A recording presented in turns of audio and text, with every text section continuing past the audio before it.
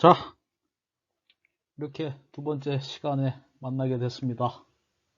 저번 시간에는 마지막에 5.18 광주민주화 운동에 관한 영상을 보고 어떤 생각이 들었는지에 대해서 이렇게 생각을 해보는 걸로 마무리를 했습니다. 그죠? 자, 그럼 이번 시간에는 무엇을 할 것이냐 라고 하면은 이제 5.18 광주민주화 운동에 대한 영상으로 좀 워밍업을 했으니까 이제 본격적으로 좀 5.18 광주민주화 운동이 뭔지 알아야 될 거 아닙니까? 그죠? 그러게 돼서 그래서 오늘은 5.18 광주 민주화 운동 한번 가열차게 진행해 보도록 설명하도록 하겠습니다. 자, 가봅시다. 자, 5.18 광주 민주화 운동 그 시작은 바로 11.6 사태부터입니다. 자, 이 11.6 사태가 뭐냐라고 하신다면 말 그대로입니다. 12월 26일에 뭔 사단이 난 거예요. 무슨 사단이냐? 중앙정보부장, 당시 중앙정보부장이라고 하는 김재규가 이 대통령이었던 당시 대통령이었던 박정희를 총으로 쏴 죽인 사건이죠. 자, 이 간략하면 이렇게 말하는 거고, 자, 더 자세하게 하면은 16 사태가 어떻게 전개되느냐. 당시 이 10월 26일 10월 달에는 이 부산하고 마산 지역에서 민주화 운동이 있었어요. 이게 민주화 운동이라고 하죠. 정식 명칭으로. 자, 그러면서 부산 마산 지역이 좀 시끄러웠습니다. 그거를 이제 박정희가 공수부대를 파견하면서 부산 마산 지역에 파견을 하면서 어느 정도 그 소요 사태가 좀 진정이 되는 감을 보였어요.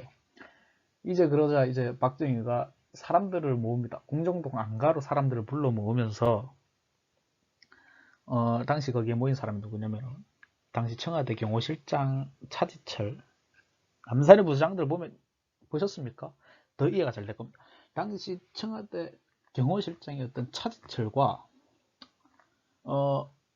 중앙정보부장 김재규, 그리고 박정희가 이렇게 술을 한잔 하면서 넌지 이제 박정희 대통령이 말하죠. 부산 마산 지역을 어떻게 알면 되겠는가 이렇게 물어보니까 차지철이 아주 당당하게 이런 말을 했다고 합니다. 캄보디아에서 200만 명 죽이니까 조용해졌다. 킬링필드 얘기하면서 우리는 아예 더 많이 죽일 거 없습니다. 100만 명만 죽이면 조용해질 겁니다. 그러니까 박정희가 흐뭇한 미소를 지었다고 하죠. 그러자 김치기가 여기에서 화가 나면서 어떻게 니 같은 놈이 청와대 경호실장이고 니 같은 놈이 어떻게 대통령이냐 그러면서 둘을 쏴버리죠. 이게 이제 11.6입니다. 자, 이 11.6으로 말이죠. 정치 권력 1위. 권력으로 누가 대빵이었겠습니까? 당연히 대통령 박정희가 원탑이었겠죠. 근데 이 청와대의 박정희가 김재규한테 죽고 당시 정치 권력 2, 3위를 좀 두고 싸우는 감이 없지 않아 있었어요. 그 영화 남산의 부장들 보면은 그 이병헌 씨하고 그렇게 대립하는 인물로 이름이 생각 안 납니다만은 그렇게 싸우지 않습니까? 그러면서 중앙정보부하고 청와대 경호실하고 이렇게 비등비등하지만 어쨌든 박정희 시대의 넘버 2는 중앙정보부장입니다. 근데 이 중앙정보부장이 박정희를 죽임으로써 체포당하잖아요. 체포당하면서 정치 권력에서 이렇게 빠지게 되는 거고 당시 그럼 정치 권력 3이라고 할 수 있는 이 청와대 경호실장 차지철도 그 자리에서 죽어버리고 그리고 이제 4위 정치 권력 4위라고도 볼 수 있는 청와대 비서실장 김계원도 체포가 됩니다. 그러면 이제 남은 건 뭐가 있을까요? 뭘까? 한번 생각해 봅시다. 자, 생각하셨습니까? 바로 군부죠. 군부밖에 답이 안 나온다 아닙니까? 군부입니다. 군부였는데 그 중에서도 핵심 인물이 누구였냐? 당시 육군 참모총장이 정승환 육군 참모총장이었습니다. 예, 예. 그리고 당시 보안사령관은 우리가 잘 아는 문어대가리 전두환이었습니다. 아이고, 예, 이 말은 언레코더. 예, 그냥 우리의 그 머리가 별로 없으신 전두환. 예. 당시에 대통령이 죽었기 때문에 당시 육군참모총장이었던 정승환 육군참모총장이 우리나라에 비상계엄을 선포합니다. 비상계엄을 선포하게 되니 당시 우리나라의 계엄법상으로 육군참모총장이 계엄 사령관을 겸직하게 됩니다. 그렇기 때문에 정승환 육군참모총장이 계엄사령관이 되는 거죠. 그러게 이제 시간이 좀 흐릅니다. 그러면서 그 사이에 10월 26일부터 이렇게 시간이 흐르면서 합동수사본부죠. 왜? 이 합동수사본부란 게 뭐냐면은 11.6 사태를 집중적으로 조사하는 특검 이런 쪽으로 이런 거 만듭니다.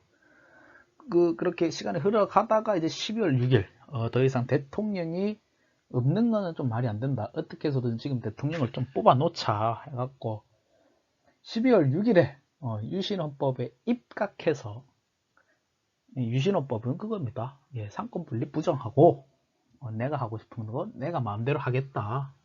이 유신헌법인데, 이 유신헌법에 통일주체국민회의라는 게 있어요. 이 통일주체국민회의가 뭐냐면 대통령 선거인단을 대통령 선거인단이죠. 여기는 대통령 선거인단인데 여기를 대통령이 임명합니다. 대통령을 뽑는 건데 대통령이 그 사람들을 임명한다고요? 예, 말 안 되죠. 이때는 가능했다고. 그러니까 대통령이 계속 가는 거지. 자, 여기서 이제 10대 대통령으로 이제 최규하가 당선이 됩니다. 하지만 계엄은 계속 유지되는 거고 전두환을 당시 11.6 사태 조사 책임자, 즉 합동수사본부장으로 임명합니다. 최규하 대통령이십니다. 예, 얼굴 모르는 분들이 꽤 많을까봐 임기가 8개월밖에 안 되셨다. 자, 그러다가 이제 1979년 이렇게 전두환이는 또 합동수사본부장으로서 조사를 진행하고 있었고 그러는 와중에 당시 11.6 사태 당시에 궁정동 안가에서 박정희가 죽은 방 옆에서 그 박정희 대통령이 죽기 전에 이 육군참모총장 정승환 육군참모총장하고 김지휘하고 같이 있었다. 같이 뭔 얘기를 했다라는 진실이 밝혀집니다. 그래서 그 이후로 전두환이 정승환 육군참모총장을 체포하게 되는데 이게 12.12 사태라는 겁니다. 이게 12.12 쿠데타입니다. 투스타 전두환이가 포스타 정승환을 날려버린 거죠. 째낀 겁니다. 이게 12.12 쿠데타입니다. 자, 이 쿠데타는 오히려 이 국가에 박정희가 죽고 군대에 소요가 일어나면 이건 엄청난 혼란이 가중된다. 그리고 북한군 이거 어떻게 될 수도 있다. 그래서 이걸 어떻게든 막아보려는 사람이 있었습니다. 그게 이제 우리가 잘 아는 여담입니다. 여담. 이거 들어만 두십시오. 이분입니다. 장태화 소장이죠. 여러분들 잘 아는 건 이거죠. 예, 이 짤의 주인공이 바로 장태화 소장입니다. 넘어가서 예, 하지만 이러한 노력이 있었지만 전두환은 신군부와 함께 이 국군을 장악해버립니다. 그러고서는 이 12.12가 끝나고 며칠이 지나서 자기를 일개 특진해갖고 별을 하나 더 달죠. 당시 소장이었으니까 별 하나 더 달면 중장이 되는 겁니다. 예, 예, 전두환 씨 그리고 노태우 씨 이렇게 핵심 인물이죠. 신군부의 핵심 인물이 되겠습니다. 이제 이렇게 12.12 사태도 일어나고 이렇게 시간이 좀 흐릅니다. 이때까지 뭐 진전된 것도 없고 뭐가 이렇게 이렇다 한 조사도 없고 하니까 시간이 그냥 흐르기만 합니다. 이렇게 1980년이 됩니다. 1980년이 됐는데 1월에도 2월에도 3월에도 계엄이 철폐가 되지 않고 이제 4월로 옵니다. 이때도 뭐 계엄 해제 이런 거 없었습니다. 근데 어느 날 4월의 어느 날 모든 가정의 텔레비전에서 어떤 이 빡빡이 아저씨가 중앙정보부장 서리에 취임한다는 겁니다. 이거를 생중계하죠. 누가? 전두환이가. 예. 이때 보시면 보다시피 연표 친 거 보입니까? 중장으로 전두환 중장입니다. 이러고 시작합니다. 예. 이거를 생중계합니다. 그러니까 사람들은 이제 이게 맞물려서 돌아가는 거죠. 시계바퀴가 이 태엽이 맞춰 돌아가는 것처럼 하나씩 이제 맞춰지는 겁니다. 저희 신군부의 중심 세력이 누구였는지 몰랐거든요. 시민들은 당시에. 그러니까 이제 시민들이 안 거죠. 제가 이제 신군부의 중심이었고 제가 111을 일으켰구나. 이런 생각을 하는 겁니다. 그러니까 시민들은 생각하는 거죠. 쟤는 잘못하면은 우리가 다시 군사 독재로 이게 잘못하면은 갈 수도 있겠구나. 이런 생각이 들지 않겠습니까? 그러니까 이거를 방지하고자 했던 시민들과 당시 지식인이라고 할 수 있었던 학생들, 그것도 대학생들이 전두환을 몰아내야 된다. 그리고 신군부를 쫓아내야 된다. 라는 논의가 이제 활발해지는 거고, 이 논의를 현실로 옮기는 게 이제 시위입니다. 이 시위도 이제 활발해지게 되니 이게 서울의 봄입니다. 자, 이 서울의 봄이 말입니다.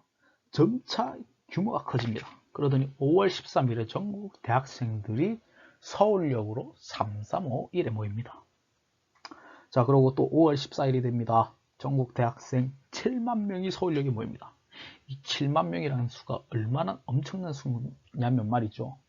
당시 대학생 수가 적게는 20에서 많게는 25만까지 봅니다. 구중 7만 명이라는 건 엄청난 거죠. 자, 5월 15일에는 더 엄청납니다. 대학생 10만여 명이 이제 서울역에 모이게 되면서 이제 시위는 좀 과격한 양상을 띠게 되는 거죠. 실제로 이 시위에서 경찰차가 불타고 학생들도 다치고 경찰들도 다칩니다. 자, 그리고 이 시위는요, 전국에서 또 전개가 됩니다. 부산, 대구, 전주, 광주, 대전, 전국 각지에서 이게 다 일어난단 말입니다. 자, 예. 저는 그 중에서도 광주시는 말이죠. 광주시에 대해서 좀 얘기를 해드리겠습니다. 광주시는 제일 평화로운 시입니다. 왜? 전남대 교수진 하에서 이 시위가 전개되었습니다. 그리고 경찰과의 충돌을 우려해서 전남대 총학생회장 박관현 군이 전남경찰국장 안병하 경찰국장과 협의를 봅니다.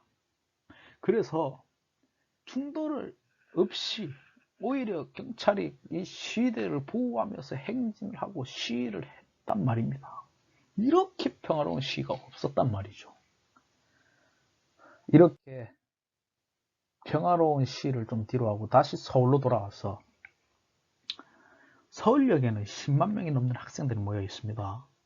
그리고 당시 복학생 대표였던 이해찬, 그리고 유시민, 이 세력이 당시 전두환의 집무실로 들어가서 우리의 뜻을 밝히고 전두환을 물러나게 하자라고 해서 집무실로 향하고 있었습니다. 그런데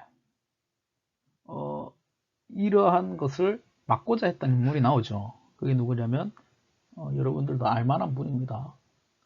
좀 요즘 정치를 좀 봤다, 정치 뉴스를 좀 봤다 하면 알만한 분입니다. 알만한 사람입니다.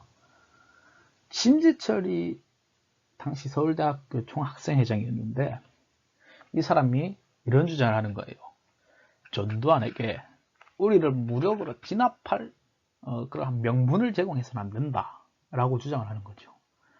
그러니까 당시 전국대학교 학생회장 단이 이걸 듣고 어느 정도 공감을 하고 수용을 하면서 학생들을 도중에 해산시킵니다. 이것이 이제 서울역 회군이 되는 거죠.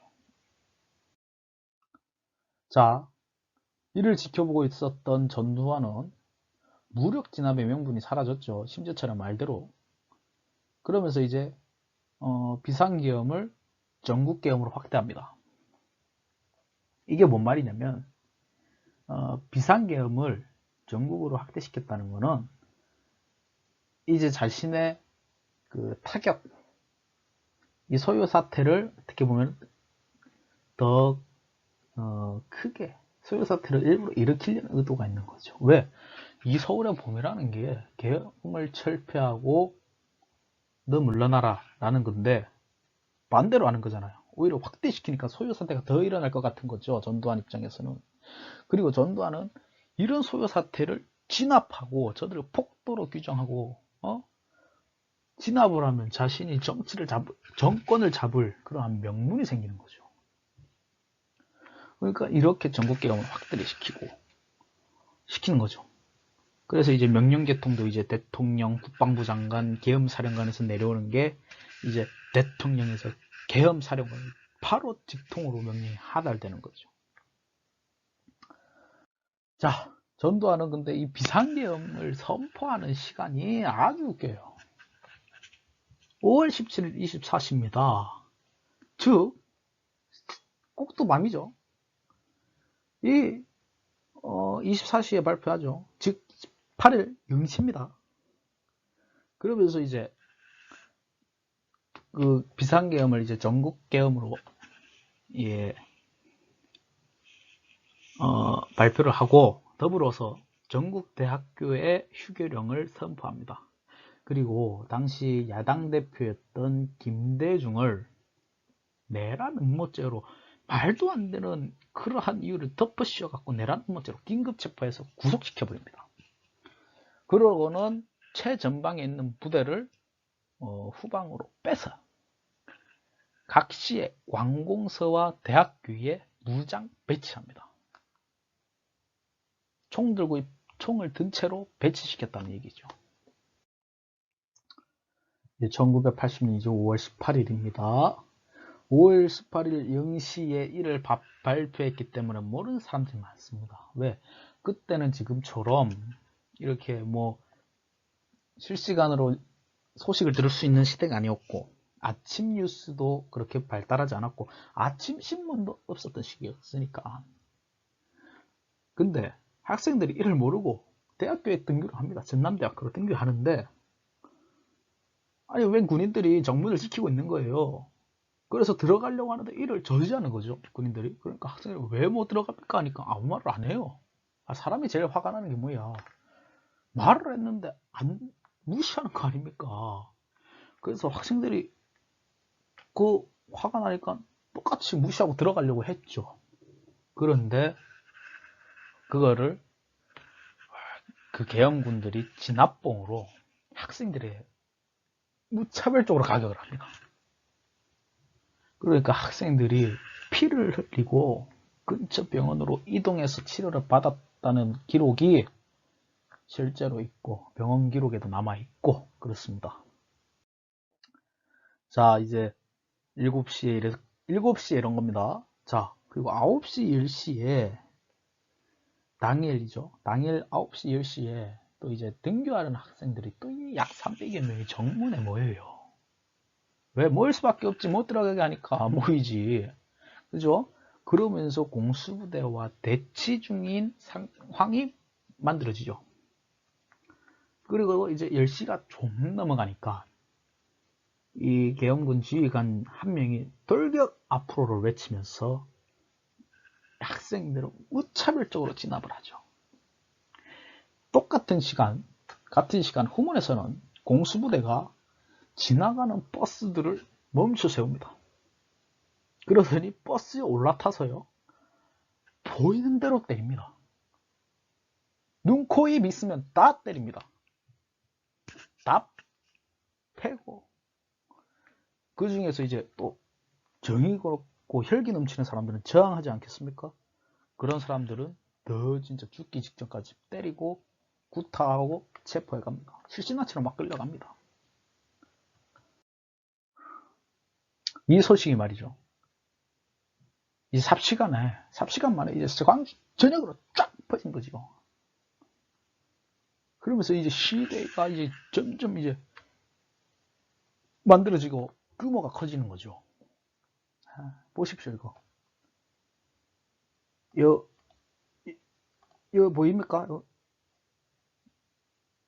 요 사람이 있습니다. 그리고 주위에 군인들 보십시오. 아무것도 없는 시민들을, 아무것도 맨손으로 있는 이 시민들을 저런 군봉으로, 여러분들 이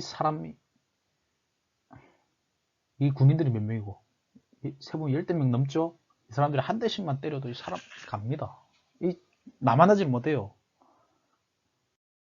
자, 이렇게 아주 가혹하게 진압을 하는데, 제가 그중 극히 일부 5월 18일 당시 5월 18일과 5월 19일 그 당시에 계엄군들이 어떤 짓을 했고 시민들이 어떻게 당했는지에 대해서 극히 일부만 좀 알려드리도록 하겠습니다.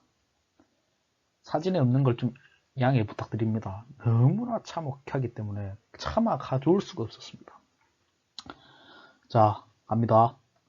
자, 아침 7시 전남대 정문에서 취준생과 고시생 구타. 오전 10시 전남대 정문에서 곤봉으로 데모하는 학생들 구타. 학생들은 선열이 낭자함. 이건 제가 앞서서 말씀드렸죠. 자, 후문에서는 무차별 구타와 연행. 이것도 말이죠. 자, 21세 남성 아버지 심부름 도중 공수부대에 의해 버스에 내려져서 구타. 통화일보 광주지사 총무 정은철씨 출근 후 업무 도중에 끌려감. 중국집 배달 고등학생 알바생 공수부대가 구타 후 계단에서 실신하자 버려두고 감. 공수부대가 시내버스 정차 후 시민 폭행 중 폭행을 말리는 버스 안내원. 이거 버스 안내원이라 하면 여러분들 모를 수도 있는데 저도 모릅니다. 저도 나이 그렇게 안 많아요. 여러분들하고 동갑입니다. 웃지마. 자, 버스 안내양이죠. 버스 안내양이 이거를 말리니까 이거를 계엄군들이 이 여자를 곤봉으로 후려쳐서 안내원이 버스에서 떨어져 실신합니다. 시내버스에서 우여곡절 끝에 도망친 젊은이가 그 계엄군 앞에서 살려달라고 빌자, 애원하면서 빌자, 이 광경을 보다 못한 노인이 젊은이를 온몸으로 감싸고 한 번만 봐달라고 이렇게 사정을 하자 공수부대가 웃으면서 진압봉으로 노인을 내려쳐버립니다. 노인은 그 자리에서 힘을 잃고 그냥 쭉 뻗어버리고 피를 흘리고 실신해버립니다.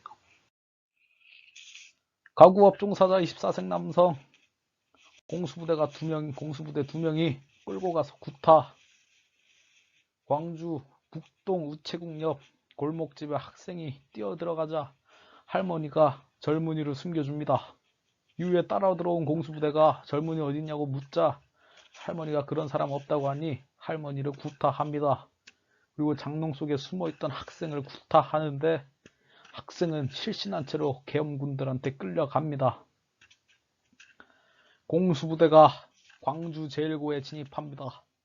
교실에서는 당시 학위를 따야 되는 학력이 필요한 그런 어른 학생들이 수업을 받고 있었는데 구타합니다. 그리고 연행해갑니다. 자, 그리고 여기서 또 최초 사망자가 나옵니다.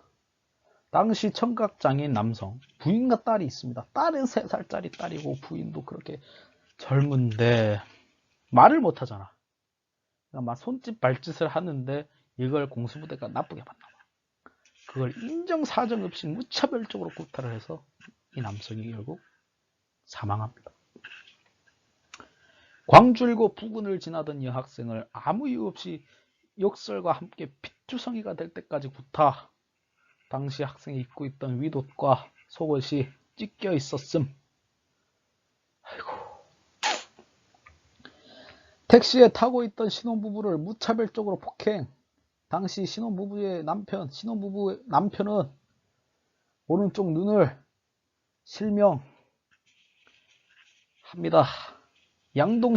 광주 양동시장에 에서 흰 블라우스에 검은 치마를 입은 여고생의 가슴을 대검으로 우롱하자 할머니 한 분이 내 새끼한테 왜 그러냐 라면서 항의하자 공수부대가 군나로 할머니를 걷어차고 디디김. 여러분 참담하죠? 상상이 가십니까? 군인들이 그 진압봉, 여러분들 진압봉 하면 여러분은 어떤 진압봉이 떠오르십니까? 쇠로 된 거? 뭐 아주 딱딱한 플라스틱?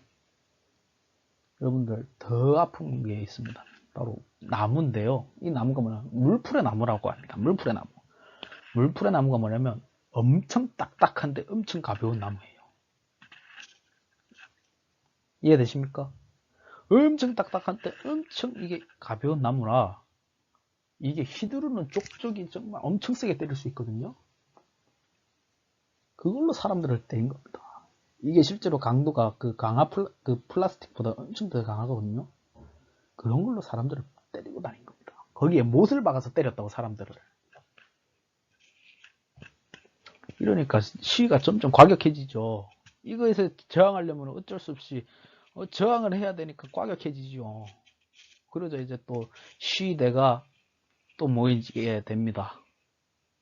시대가 또 전남도청 이렇게 모이게 되는데 거기서 이제 또 계엄군이 21일에 발포를 합니다. 그 발포를 어떻게 하냐면 그 어떤 상황이 전개가 되냐면 이렇게 이렇게 계엄군들이 있습니다. 이렇게 건물이 있고요. 그리고 시민 시위대가 이렇게 있었습니다.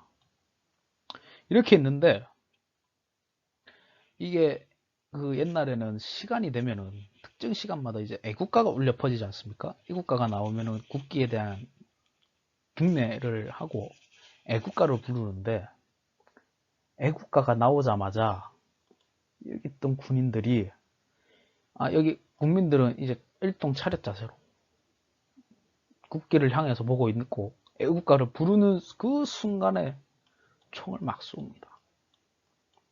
총을 쏜다고요. 집중 사격, 일제 사격을 개시합니다.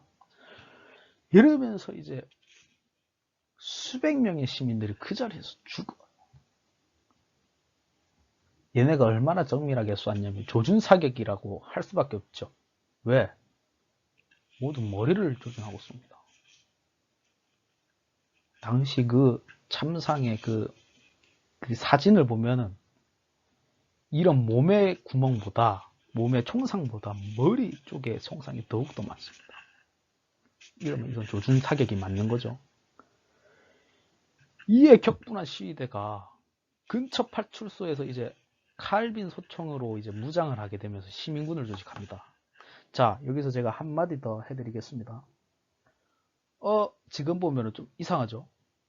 파출소에 왜 소총이 있지? 경찰서 아니야? 파출소는 경찰서 이런 데 아닌가? 이렇게 생각하는데, 여러분들, 이 당시에는 어떤 게 있으면 지방 예비군이라고 해갖고, 향토 예비군이죠. 그 예비군들이 예비군 훈련을 받지 않겠습니까? 그러면은 지금 같으면은 그 예비군 훈련소에 가서 소총을 지급받는데 옛날 이때 당시만 하더라도 그게 그 방식이 아니라 군복을 차려입고 그 파출소 옆에 있는 그 예비군 무기소에 갑니다. 그래서 그 무기를 들고 훈련장으로 가는 거예요. 예비군 훈련소로. 오케이? 그러니까 자기 무기가 뭔지, 자기 무기가 어디에 있는지 다 알지 않겠습니까? 그래서 시민군을 조직하는 거지. 뭐 경찰서를 습격했다? 무기고를 습격했다? 그러는 과정에서 시민군, 계엄군과 공수부대 와 이렇게 뭐 총격전이 오갔다? 이거는 개구라입니다. 이런 거짓말이 없습니다. 역사를 바로 알아야 진실을 알 수 있는 겁니다, 여러분들. 자, 여러분들 소총 보십시오, 소총. 누가 봐도 나무죠. 그리고 오래돼 보이죠? 넘어갑니다. 자, 이후 시민군들이 무장하니까 여기까지는 이제 계엄군하고 공수부대가 여기까지는 그걸 상상을 못했나 봐, 생각을 못했나 봅니다. 그러니까 좀 이제 군사를 좀 철수시킵니다. 광주 시내에서 광주 외곽 지역으로 모든 군대를 빼버립니다. 그러면서 광주를 봉쇄해버리죠. 그래서 이제 광주에는 그 누구도 개미 한 마리도 얼씬 못하고 들어가지도 못하고 나오지도 못하는 그런 상태가 되죠. 그러자 이제 광주 시내는 그렇게 계엄군하고 공수부대가 없지 않습니까? 그러니까 평화로운 상태가 되니 이를 광주 시민들은 해방무기간이라고 합니다. 5일을, 그 5일을. 근데 그때 당시에 경찰도 다 빼고요. 경찰 다 빼고요. 그리고 행정에 있는 행정 업무하는 사람들 다 빼버립니다.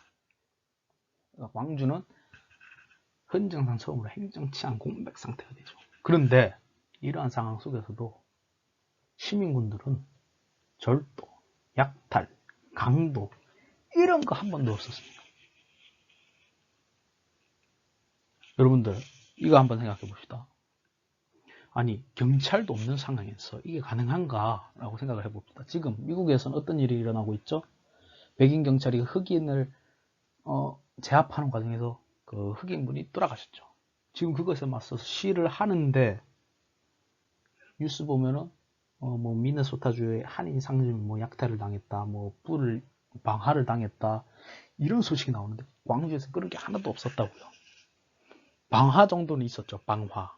그게 뭐였냐면 광주 MBC하고 KBS에서는 이거를 보도를 안 하는 겁니다. 보도를 안 하고 뭘 하냐? 노래 부르고 개그 프로그램을 했다고 해서 여기를 불을 지른 겁니다. 이해됩니까? 이해되십니까?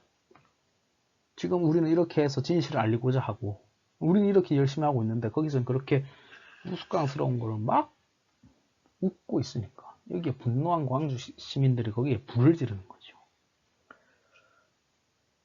그러니까 절도 약탈 강도가 한 번도 없었으니까 이게 얼마나 선진화된 민주화 운동입니까? 그죠? 자, 그렇게 이제 1980년 5월 27일이 됩니다.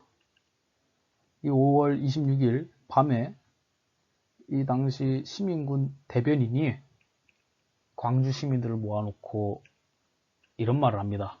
이런 말이 아니라 모두 해산시킵니다.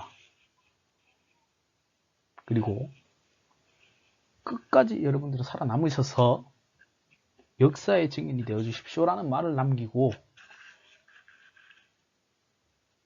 별로 안 되는 나머지 결사 항쟁을 하겠다는 그러한 시민군들과 함께 전남도청에 들어가서 이제 항쟁을 하게 되고 그리고 27일 새벽 5시에 계엄군이 도청을 공격하고 진압하면서 광주민주화 운동은 이렇게 막을 내리게 됩니다. 정말로 이 5.18은 어쩌면 가장 평화로운 시위가 될 수도 있었으나 가장 참혹하게 끝난 시위입니다. 그리고 이러한 민주화 정신이 이제 1987년 6월 민주항쟁으로 일어나죠. 이러한 숭고한 정신을 폭동이라고 규정하는 세력에 대해서는 우리가 한번 생각을 해봐야 됩니다. 이 정도 수준을 폭동이라고 한다면 민주화 운동의 시발점이라고 할 수 있는 프랑스 대혁명은 대폭동이 되어야 되는가? 이러한 주제를 좀 놓고 생각해 봐야 되는 거 아닙니까, 그럼? 상식에 대해서 우리는 상식이 통해야 되죠. 상식이 되고요. 상식이 통해야죠. 여러분들은 폭동이라고 생각하시면 안 됩니다. 정말 광주 시민들은 부정한 권력에 맞서서 당당하게 정의를 세우고자 했던 겁니다. 그러한 당당한 역사를 우리에게 물려주기 위해서, 민주주의를 물려주기 위해서, 국민의 주인이 되는 나라를 위해서 피땀 흘리고 그렇게 죽음을 불사하신 민주화 투사들을 생각하면서 이번 수업이래. 이번 영상 마치겠습니다. 수고하셨습니다.